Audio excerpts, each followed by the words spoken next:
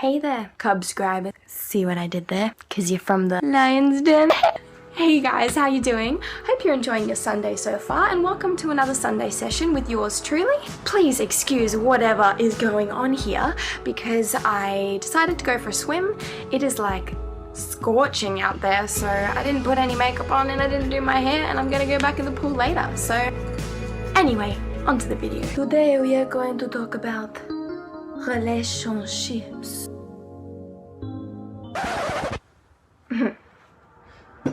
I thought that was fancy, but it just looks weird. Seeing as it's just been Valentine's Day,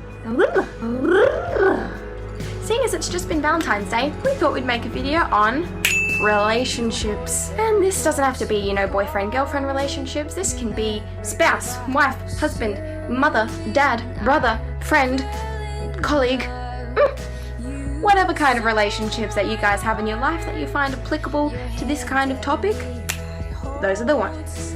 Let's start with a little bit of story time, shall we? Once upon a time, there was a waitress named Hannah. She worked last night and she got sent home from work. This was because she stood up for something that she believed in, and her manager agreed with her. And then he decided and go and tell the owner he disagreed with me. And then he told me to leave and said, "It's your own fault." Anyway, try not to be bitter about that. That was a pretty sarcastic story time just then. So yeah, basically, I got let down by a human being. Wow, what a surprise. We never get let down by human beings because they're perfect. Not. So as we all know, everybody lets us down once in a while. And you know, that's just human nature. People are going to let you down in this world. But guys, I have some good news for you. Guess what it is? This guy, God, he will never, ever, ever let you down. No matter what you do, whether you kill, whether you lie, whether you steal something, he still loves you and he's still going to remain faithful to you, no matter what you do on this earth. It's pretty darn cool.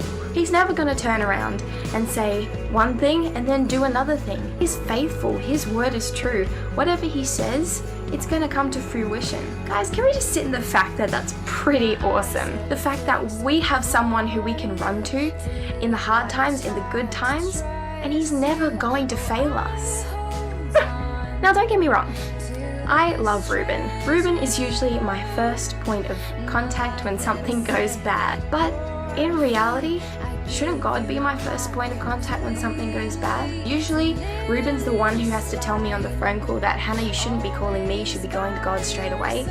But last night I called Ruben while knowing the fact that God was my first point of call, and while knowing everything was going to be okay because I was going to be able to find another job where my morals lined up with theirs. But so too often, I've gone to Ruben, and as I've said, he's told me, "Hannah, you know, I'm not the one that you need to go to right now. This guy up here is the one that you need to run to, because when times get tough, I can't always be your comforter. I can't always be your source of joy. I can't always be your healer. God's the one that needs to do that." I encourage you to take that mindset in any relationship that you have. Your mum can't always be your comforter, can't always be your healer. She can't always be the one that's there to say, "You know, honey, it's going to be okay." That's got to be God. He's the one that's going to be our source of joy and our source of security, because he's always going to be there. Unfortunately, in our lives, our loved ones can leave us. And then who are we going to run to when our number one person has gone to be with Jesus? Jesus. That's the person that we're going to need to run to. So I think it's better for us to start early, to start while our loved ones are still on this earth, rather than having to go through something so tragic and only then realizing that our security is found in God.